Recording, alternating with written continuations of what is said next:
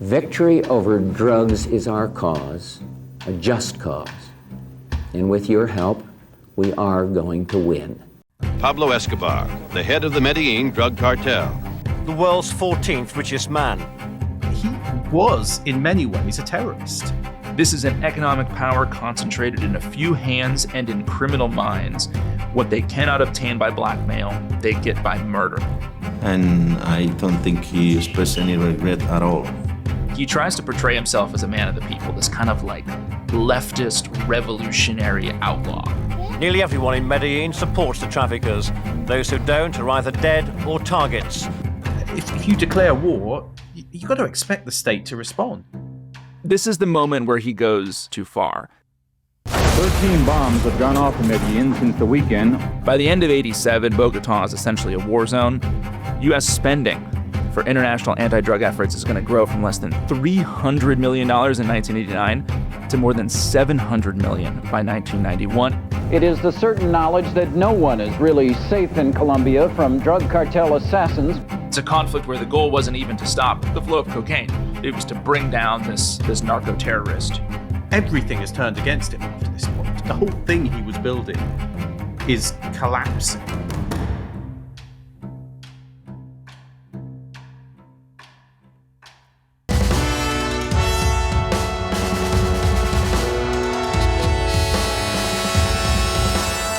What I've seen and heard in the media is that cocaine costs a lot of money and is consumed by the high social classes in the United States and other countries of the world.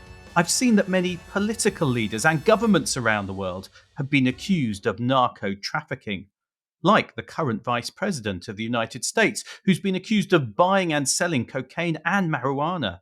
I've also seen the declarations of one of Mr. Reagan's daughters, in which she admits to taking marijuana, and I've heard the accusations against the Kennedy family. My conclusion is that there is a universal hypocrisy towards drug trafficking and narcotics. And what worries me is that from what I see in the media, all the evil involved in drug addiction is blamed on cocaine and Colombians, when the truth is that the most dangerous drugs are produced in labs in the United States, like crack.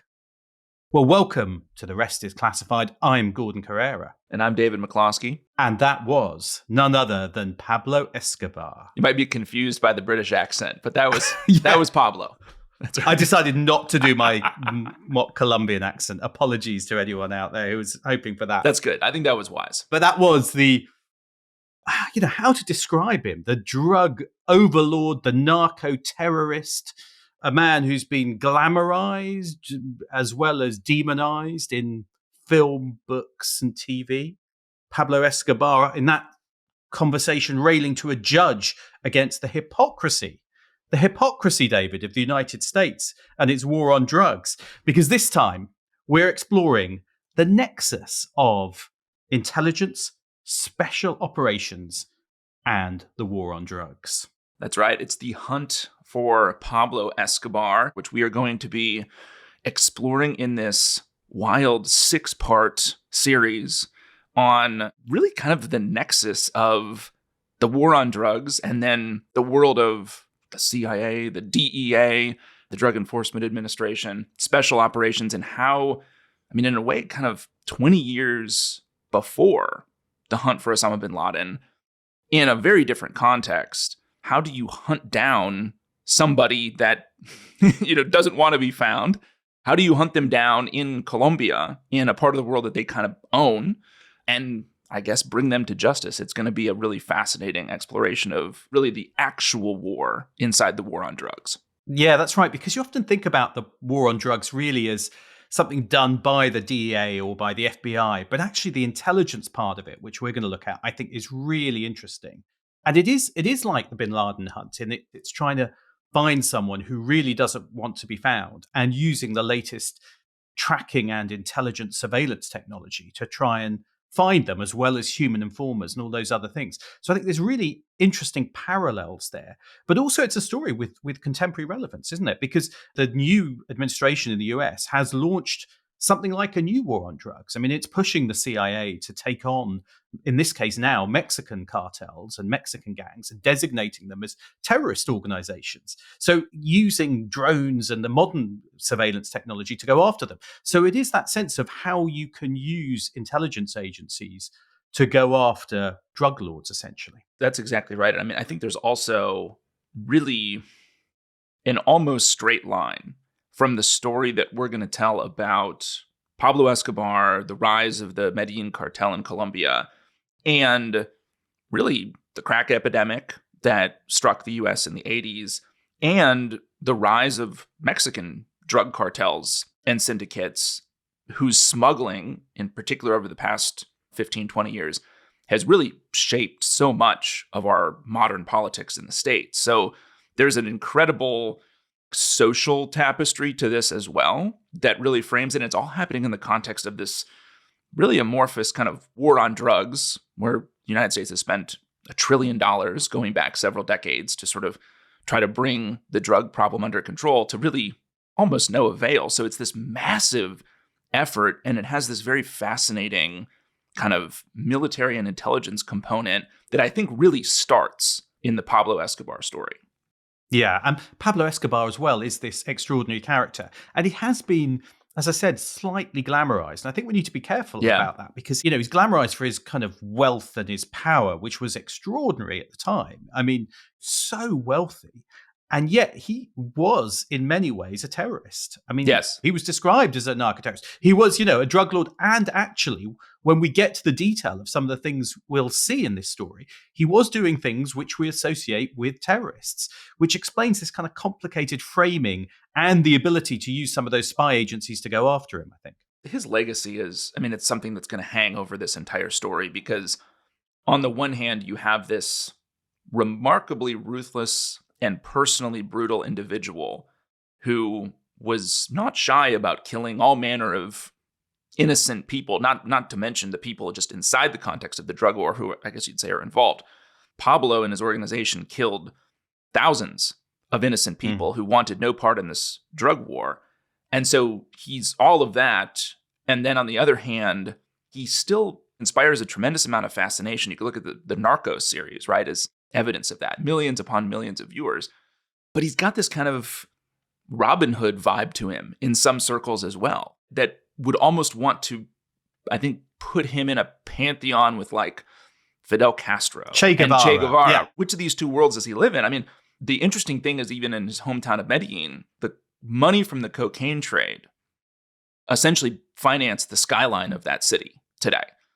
And yet at the same time, you see this backlash against Pablo and really the cocaine business because I think it really frames so much of how we view Colombia, right? I mean, there's a much broader, culturally rich Colombia beyond Pablo Escobar, and yet so much of our lens for that country is him and the drug trade that he really built. So let's set the scene. Let's get to Pablo, but perhaps let's describe a bit of where he comes from and Colombia at the time he's growing up, because I think that context is important, isn't it, to understand how he grows to be this hugely influential figure. Yeah, he is very much a product of mid-century Colombia and all that entails. And I think there's probably 4 things that are really relevant about the Colombia that he grows up in that listeners should be aware of and that really kind of paint the context for Pablo. So mid-century Colombia, elite rule. It's a very unequal place. 3% of the population probably owns 97% or so of the land and wealth, right? Massively unequal. But it is a democracy. There are elections. There is a free press. There's a history of a kind of liberal democracy. This is not a place that is run by a military junta. That kind of elite structure is almost an oligarchy you could think of that sits in Bogota, the capital. It is widely seen by vast swaths of the Colombian population, including many in the city of Medellin, which is the second largest city in the country, where Pablo is from. It's seen as a really extractive enterprise, right? You have this oligarchic ruling class where you have elections that kind of trade back and forth between these parties, but essentially it's just a bunch of rich families in Bogota that kind of trade the politics back and forth, kind of in league with corporate US investors to export the nation's wealth, be that mining, be it coffee.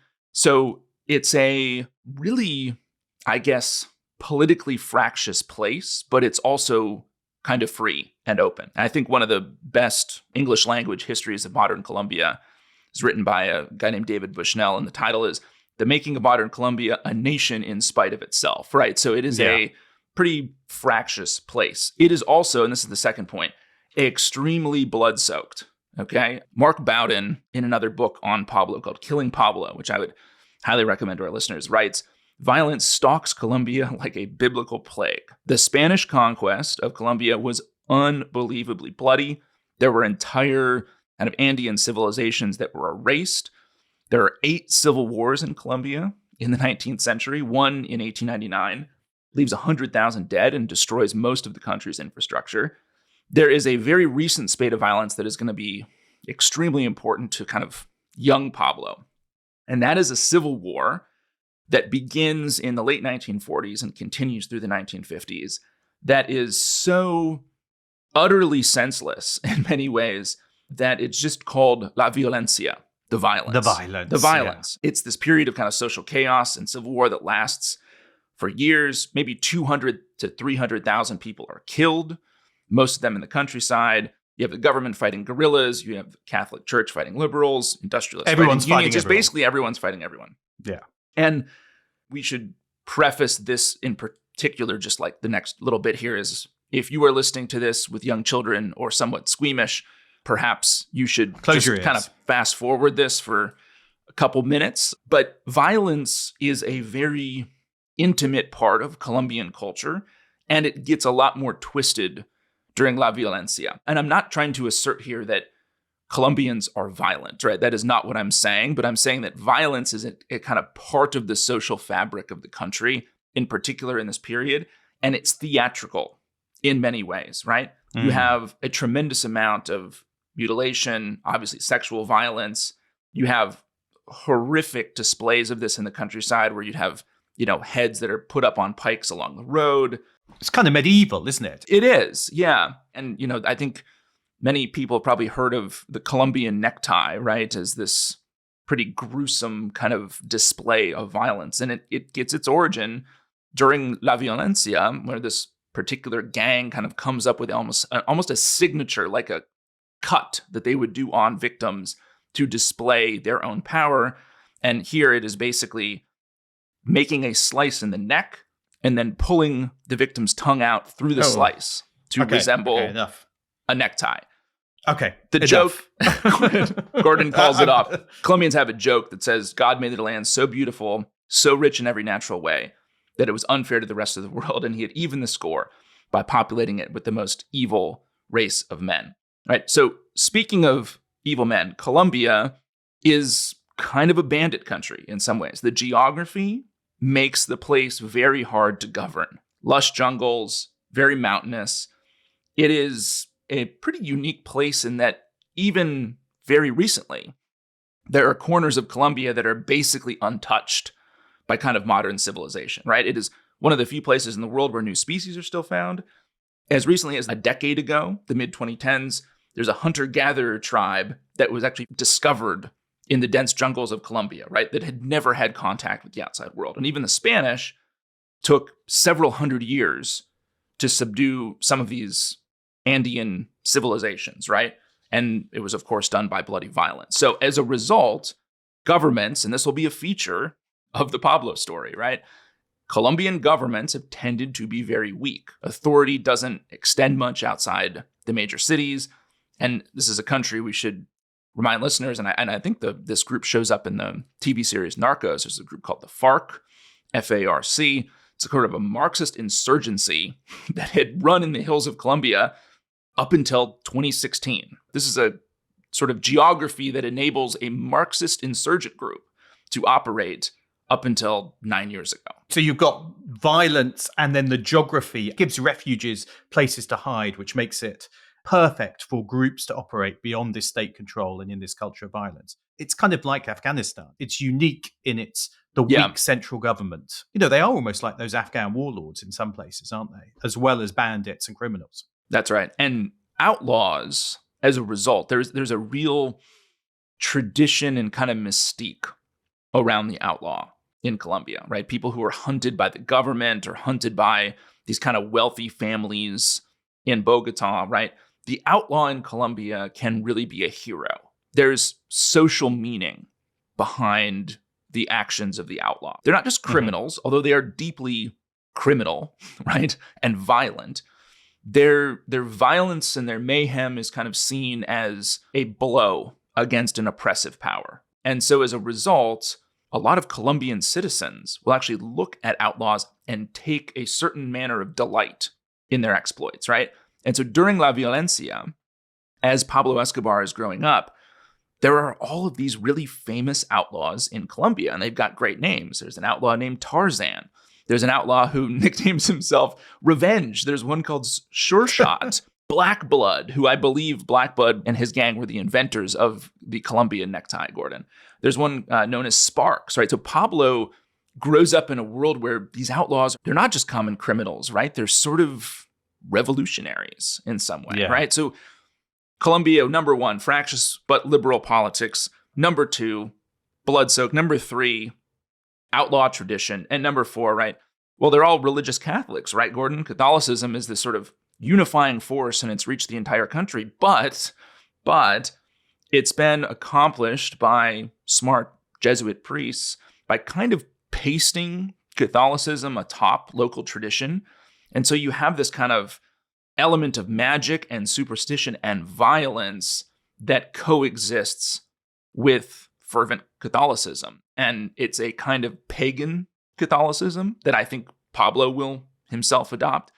A great example of this is that Pablo himself will finance a shrine outside Medellin known as the Virgin of the Assassins, where cartel hitmen, sicarios, go to pray for forgiveness before they kill. So Before they kill, right? So this isn't like, come get your sins absolved. It's like, get that forgiveness, but still go kill somebody. I think those elements kind of frame the Colombia that Pablo Escobar is going to be born into. And so let's get to Pablo himself, young Pablo, born December 1949. So that's just as the Violencia is getting going, as that kind of brutal period was there. And I guess that must mark him. It does. No, absolutely. Because he's going to grow up in the years of La Violencia. He's born in a village outside Medellin. His mom is a school teacher. His father is a cattle farmer. They own a house. They own hectares of land. They own cows. There's no electricity, but there is running water. Pablo later on will try to spin a myth that he had been born dirt poor, but he's really probably upper middle class given his family's standing. They move soon after to Envigado, which is another village outside Medellin. His mom is sort of an important person in the community. She founds the elementary school there. Pablo does well in school. He loves soccer, Gordon, football. Good. He's chubby, I think, from a young age. You see in the photos, he's always kind of on the bigger side, and that'll be part of the story. He's well-dressed. He likes fast food, loves American, Mexican, Brazilian cinema, and he's got a round face. He's got these thick, long, sort of black curly hair, combs it over his forehead. And he's one of these, I think, pagan Catholics, right? Which is very common in the region around Medellin. Lots of prayers to idols, communing with dead spirits. His mother's the same way. By the time he's a teenager, La Violencia is easing. It's the late 50s and early 60s. And just like in the US, there is a kind of Colombian counterculture that's building called Nadaísmo. I will note here also that, Gordon, I don't know where your Spanish language skills are, but if you've come to this podcast expecting wonderfully accurate pronunciations in Spanish, you're in the wrong place. You're in the wrong place. We are going to try hard. We always try hard. That's actually our number one motto on The Rest is Classified is we try hard. But we're not going to live up to your expectations if you are expecting perfect pronunciations. But Nadaísmo, Nadaístas, the nothingists, it's kind of a big middle finger at their elders, lots of music and lots of, this might surprise you, Gordon, a lot of smoking of marijuana, dope, right? Lots of weed. And in Colombia at this time, weed is very plentiful. This is another piece of Colombian geography that's important, is basically Colombia is like one of the most fertile places in the entire world. And so everything grows there, right? Just basically everything grows. The weed's plentiful. It is very potent. By the 1960s, it's kind of the worldwide gold standard for pot, and Pablo is a heavy doper, a heavy weed user, and he will be for the rest of his life. So he's spending his time pretty much doped up rather than at school, I think it's fair to say. He's a bit of a school dropout. He's not good with the books. Yeah. So it sounds like he'd sleep in until the afternoon, eventually get kicked out, effectively. I guess what you'd say is, this is the classic case of like, sometimes like the pastor's kids are the most insane. This is the case where the elementary school teacher's son is having a hard time staying in school. This is another facet of him that I find wonderful, is that he basically wakes up in the afternoon. Pablo stays up for most of the night and will go to sleep and then wake up at like 1 or 2 in the afternoon, right? So he's stoned all the time. He's sleeping late.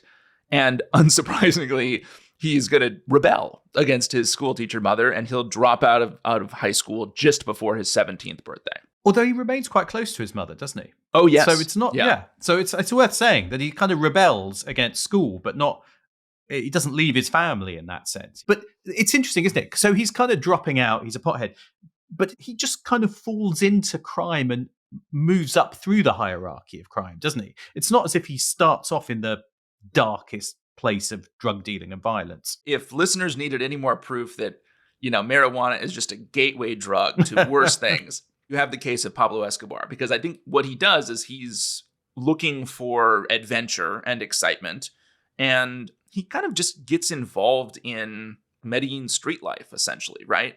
Conning people out of money, kind of getting involved with lower level gangsters on the street. Yeah. So it's not I think the dip into crime is not some massive strategic choice on his part or something that was written in stone from a young age, but he kind of just one step at a time gets into it. You mentioned Medellin. We should also talk about that, because Medellin is an important part of this story as well.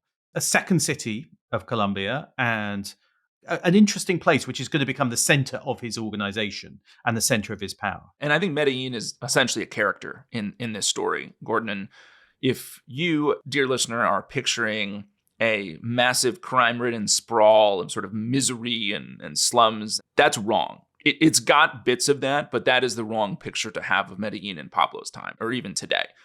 It is a very lush, green, gorgeous mountain sort of metropolis of about 1.2 million people that sits across this kind of mile-high river valley, pine forests all around. It's in the north central province of Antioquia in Colombia. It is the second city. I mean, the photos are amazing. I have never been there, but it looks like an absolutely gorgeous place. It is known as the Orchid City. It has these kind of stately colonial neighborhoods. It's got a new, really bustling downtown with a lot of skyscrapers, many of which will eventually later on be financed by the cocaine industry in part. Dozens of parks, tree-lined boulevards, very green. It's got these suburban hills, the country homes and weekend chalets on them. The average temperature year-round is 72 degrees Fahrenheit, right? Which is 22 Celsius. It rains a lot, but there's tons of sunshine. And the mountain sides that kind of rise above the city reflect the social classes of Medellin, but it's in reverse, right? The higher you go, the better the views, but the worse off you are socially. The wealthy city center is in the valley. That's where the elite live. You go higher and higher, the views get better, but you're poorer, right? Now, the locals in Medellin are known as paisas. It is very much the commercial capital of the country. It had started as the mining center, and then it becomes a center for coffee. By the 20th century, it's the industrial center of the country, and those paisas are rich, they're industrious, but they're also the butt of jokes of this kind of oligarchy in Bogota. The Bogotans are more refined. It's where they have the political power. So there's a kind of regional resentment here, right?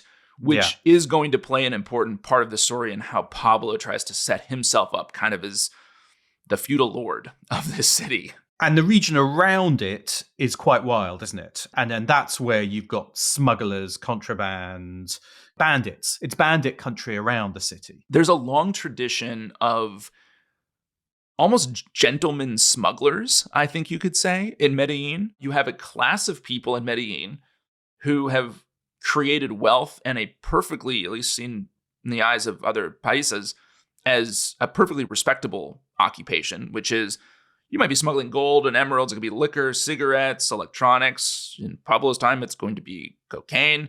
And this is like an accepted way to ascend in the sort of social classes of Medellin. And there's a great book about the Medellin Cartel in Pablo's time called Kings of Cocaine by Guy Gugliotta and Jeff Lean. And they make this wonderful comparison to say, if Bogota has the reputation as the Athens of South America, Medellin was its Sparta. It is rough and tumble, harder and more productive, right? And that's how the locals kind of see themselves. Now, I like the story that he got his start in crime by stealing headstones from the cemetery and then sandblasting the names on them so they could be resold for other people. But you're suggesting that's not true. That's a myth. But I love that story. I just think it is a good it's story. A great way. Stealing from story. the cemetery is your first bit of crime. But maybe that's an exaggeration. But that's the kind of thing he's doing in his early days. As you said, he's a kind of con artist, petty crime, bit of a thug, element of violence. Yeah, that's right. And it does seem like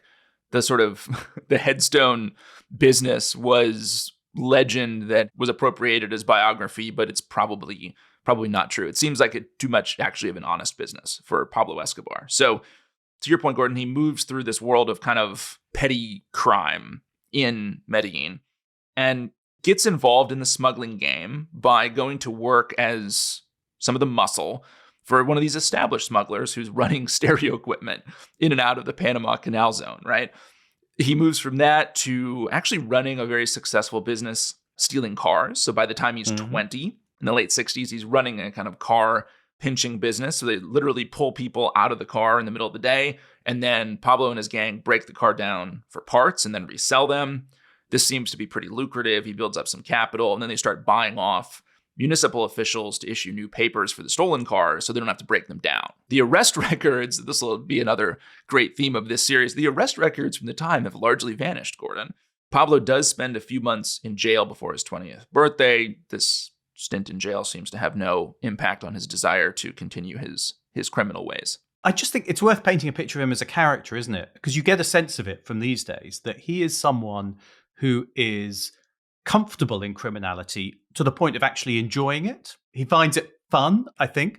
He's clearly ruthless and willing to undertake violence. But one of the things other people seem to say about him is that he is calm, that he has a kind of calmness in dealing with sometimes the most chaotic, violent, extraordinary situations. And you can see those facets of his character will kind of see him well as he tries to rise up the ranks, or as he does ride up the ranks. But the violence is going to be the key theme. I mean, it's a violent time, but he's going to show himself capable of violence. Very much so. And I think those two things are going to be a feature of his character throughout this entire series, which is, on the one hand, he's actually a very interpersonally polite, not a lot of profanity. He's not particularly intimidating when people meet him. And then you pair that with the extreme ruthlessness and the ability to be remarkably brutal. It's an unusual mix in some ways, isn't it? He doesn't have the kind of hot-headedness that you'd imagine with some people capable of extreme violence. It's a more calm, thoughtful, deliberate violence rather than a wild, reckless violence, I guess. Yeah, exactly. And I think if you're picturing him as some like coked up Tony Montana, that's not it. He doesn't use cocaine. He is a lifelong user of marijuana. He does not use cocaine. He's capable of the violence himself, as we'll see, but I think he sees himself as a businessman running a particular kind of business, right? So that business turns into a protection racket because car theft is so widespread in Medellin because of his car thievery, right? So they expand into protection. They have debts to collect, right? So that they'll occasionally have someone who doesn't pay. The gang will kidnap someone who owes them money and demand a ransom. If it's not paid, the person will be killed. Sometimes they're killed if the ransom was paid, just to send a message. Again, getting back to that kind of violence is theater.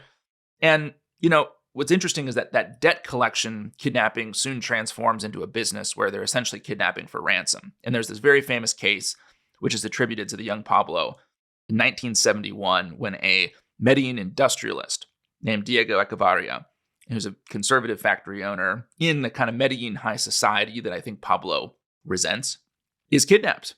And his body is found in a hole. He'd been beaten and strangled, even though the family had paid a $50,000 ransom. Some reports have that ransom higher at over $100,000.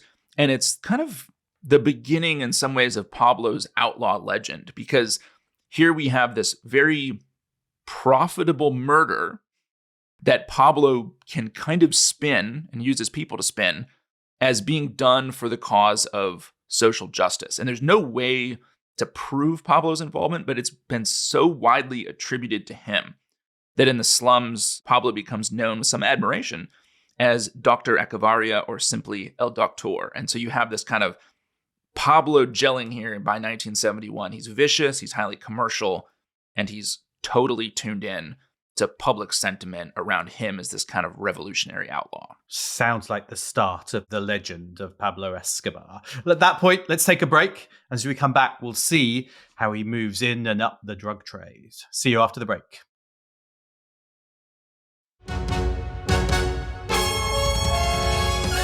Well, welcome back, everybody, into the story of Pablo Escobar.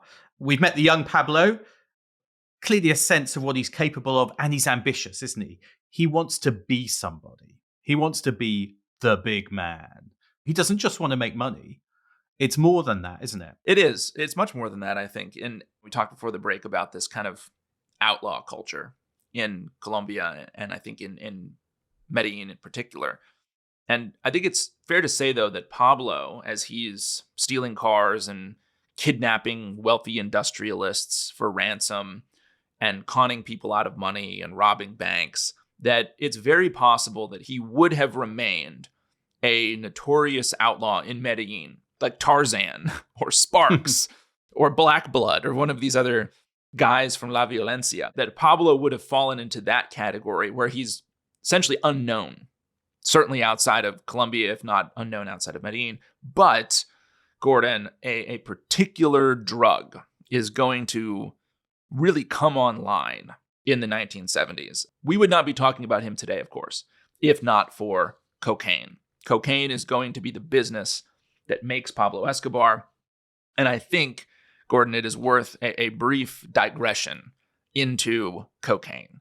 And I have to give a credit here to the journalist Toby Muse for his absolutely wonderful book, Kilo, which traces a kilo of cocaine from essentially the fields. He takes a farm-to-table approach to cocaine, Gordon, in that he tracks how a kilo moves from the fields into the United States. So kilo, the basic unit, is a kilogram of cocaine. If you're using a kilo of cocaine in one sitting, you're probably dead. It is the wholesale unit that drives the business. Now, the coca bush, Gordon, we're going to start with the plant. Are we going to explain to people how to make cocaine? Is that what you're telling me, David? Is that the plan? Sort of. A bit like we've taught people how to make a nuclear bomb in other episodes. That's right. That's right. Is it your turn now to show us your technical expertise? This is less technically complex than creating a nuclear weapon. Okay. I'm not particularly alarmed by explaining how this works because A, it's already out there in Toby Muse's book, and then B, you need a vast swath of land, smuggling routes, and chemicals, and a large quantity of industrial chemicals to do this. So listeners won't just be able to pick it up, I don't think. You're prejudging our listeners that they're not the type to have those kind of resources. That's or true. the ambition to do it. But anyway, let's put that to one side. Let's get back to what you need to do it. Okay, you need the coca bush. It is a plain-looking bush, Gordon, okay? It's about 3 feet high, but it has in its leaves a very precious alkaloid, okay? So like caffeine, nicotine, codeine, morphine, heroin, cocaine is an alkaloid. It is a psychoactive compound that is produced by a plant. Now, the thing about coca in its kind of raw bush form is that it is cheaper to grow and to transport than other potential cash crops like coffee or citrus or cocoa. So there are real incentives for farmers to plant coca. That was true in Pablo's time, and it's still true today. So the first stage of this process is picking. The pick is apparently a very quick movement. The leaves grow back, and the process will be repeated in about 2.5 months, so the cycle is pretty quick. The leaves get packed into sacks, and then they're lugged on the picker's back. I think sometimes also taken by llama. They're lugged and taken a good ways to a lab. Now, lab is going to be a bit of a generous term here because it's essentially poles in the ground with sheets of black plastic for the roof.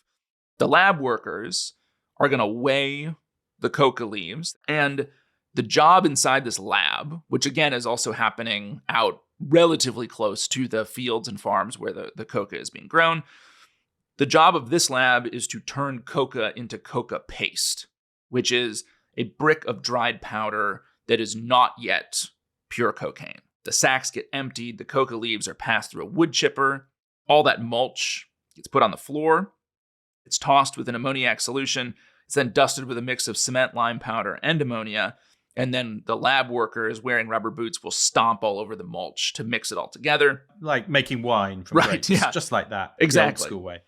Now, the mulch then gets shoveled into huge barrels. Gasoline is added. The gasoline is going to extract the coca base. So the barrels are drained after 3 days, and that gasoline now holds the cocaine alkaloid in it. That final solution is poured into a barrel. It gets strained to ensure nothing solid makes it through. The solution over time then will dry and become coca paste. The coca paste then goes back to the farmer who's going to bring that to market. Okay, so far, and this was true in Pablo's day and it's true now, the business up to this point in the kind of value chain, Gordon, is rural, very low margin. In recent years, so these are not numbers from Pablo's time, but the dynamics are similar. That kilo of coca paste would be sold by the farmer for $400 to a militia, a narco militia in the Colombian countryside, or to a trafficker. Now, once that is turned into a kilo of pure cocaine, those narco militias or traffickers can then sell it to a cartel for about $1,600 per kilo. So four times. Four times. Yeah. So how do you turn the coca paste into pure coke? Now, here, it's going to get to another lab. That lab is going to be a bit bigger. There might be 20 people there. Here, in this second lab, the paste is dissolved. It's brought to heat. It's mixed with acetone and hydrochloric acid to produce cocaine hydrochloride. The kilos are then weighed to the gram, wrapped as a brick, and a logo from the lab gets slapped on it to kind of mark it as its own.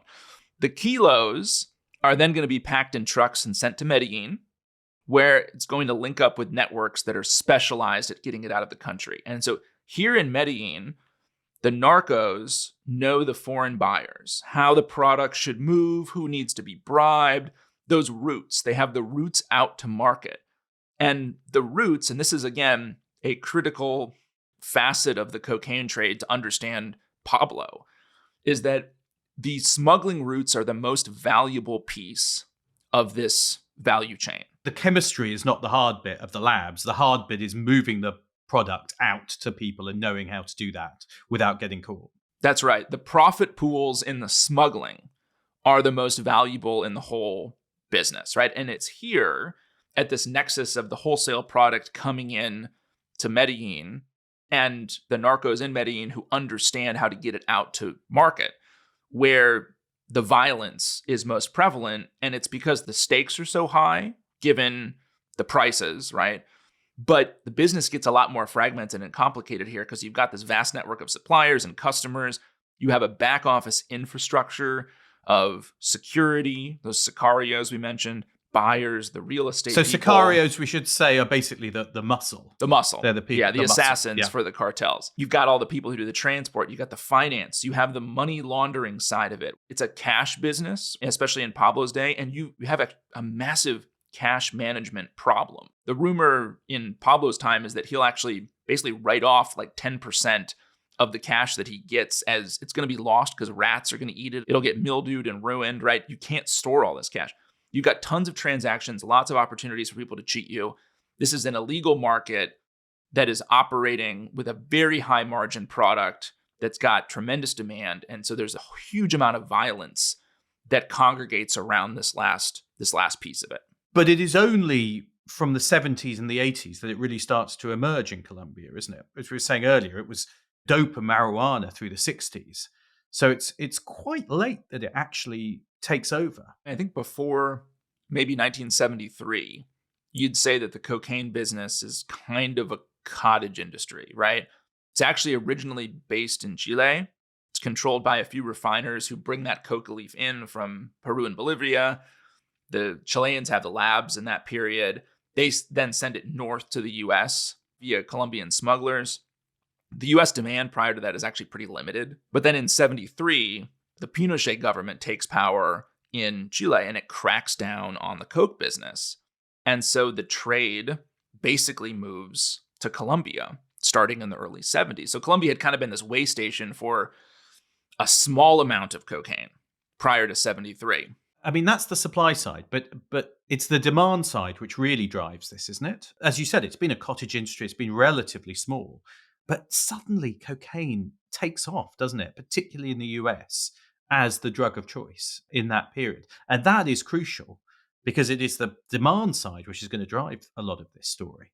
Yeah. I think by maybe the mid to late 70s, I mean, cocaine is kind of a status symbol for a very small group of kind of largely elites in the US. There's a great memoir written by a guy named Robert Sabag called Snowblind, where he equates cocaine to a kind of fashion statement in those years. He says, it's like flying to Paris for breakfast. It's this kind of cool jet-setting thing to do, right? Some people do that. Some but people very few do that, people and do it. you want to be with the people who are doing that, Gordon. That's kind of the point. It's this kind of pixie dust for elite parties in Hollywood. And so it's going to flow down the social scale as a result. Exactly. It is going to move down into kind of the middle class, the club scene.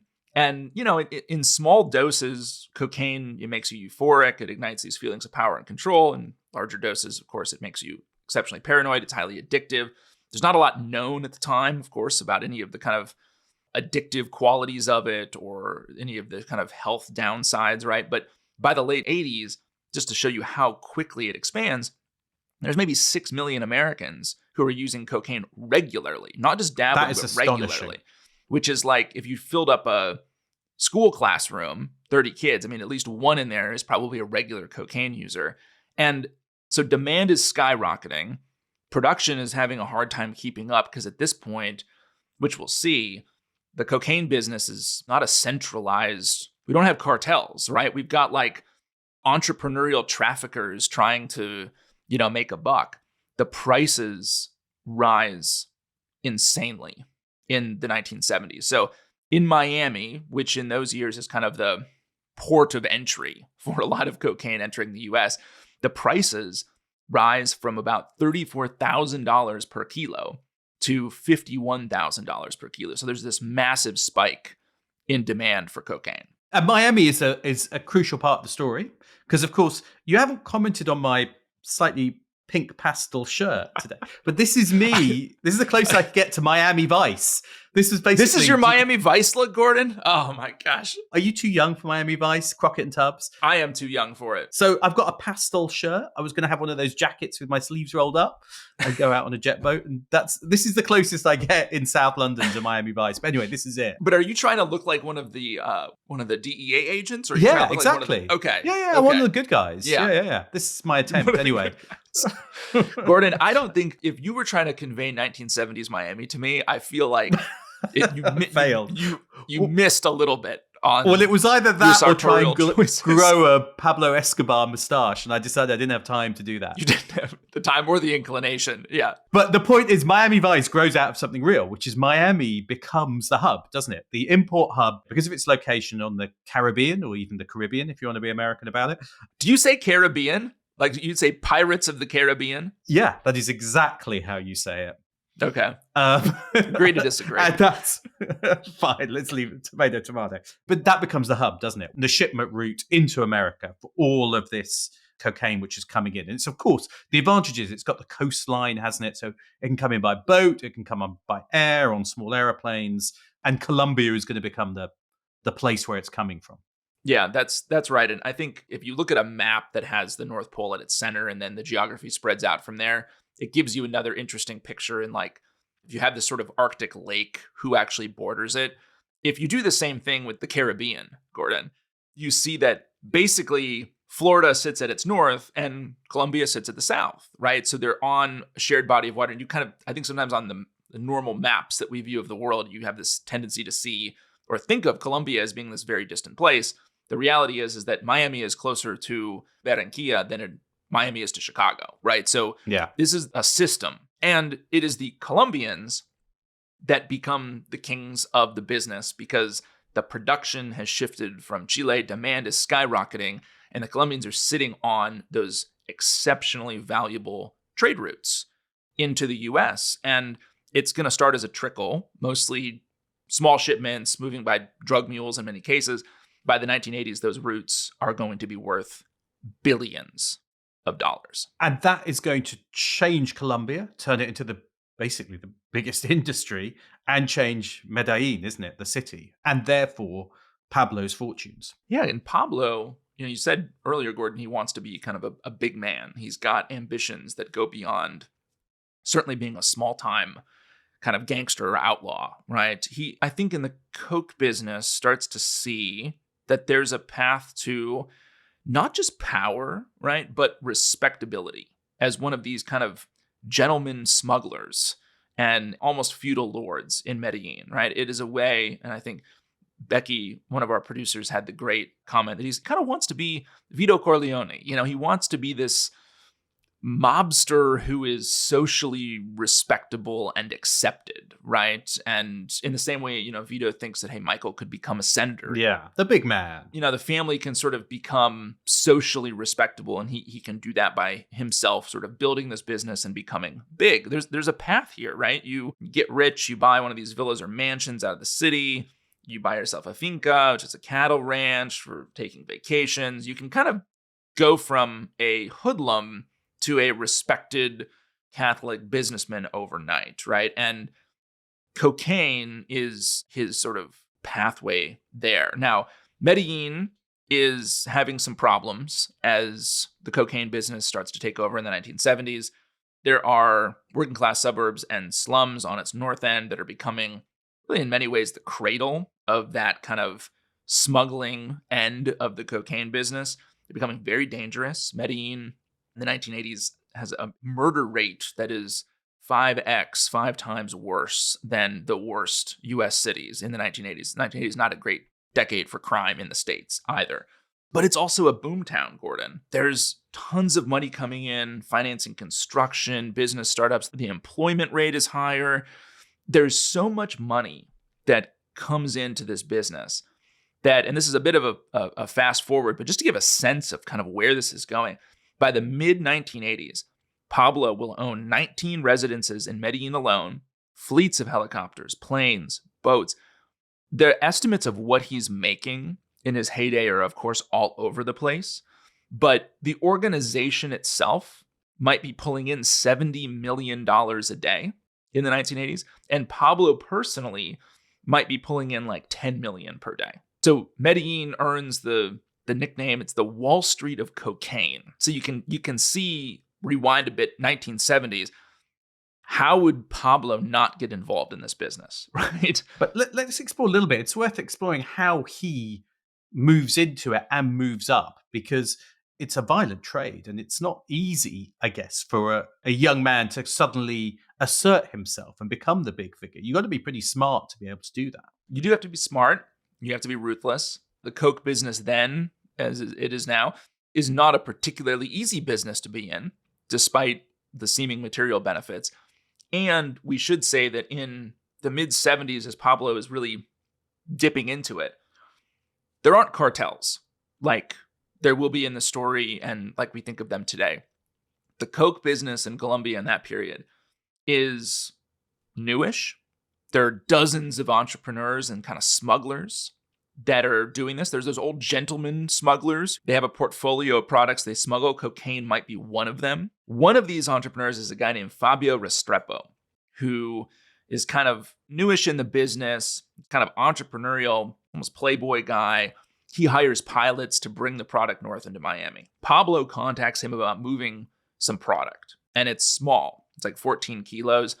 When Restrepo goes to see it, it's in Pablo's dresser drawer. And this is very common in the business then, of like somebody would have a small shipment and they would go to somebody who has a route and say, basically in exchange for, some fee, can I move my stuff on your route, right? And this is what Pablo's doing. So they buy it from Pablo, they move on, they don't think anything of it. 2 months later, Fabio Restrepo is murdered. No proof. It's widely believed to be Pablo's doing. And this is going to be a pattern for Pablo's construction of his cocaine empire, which becomes known on the streets as Los Pablos. How do you consolidate disparate businesses in a fragmented market, right? In normal markets, if you're acquiring small veterinary practices in the United States, you go and you buy a whole bunch of them and you roll them up, and then you sort of create the proper economics for that deal by, unifying all the pricing and the back office stuff, and it's all done legally. But with Pablo in the coke business, you've got to do these roll-ups with violence, intimidation, and fear.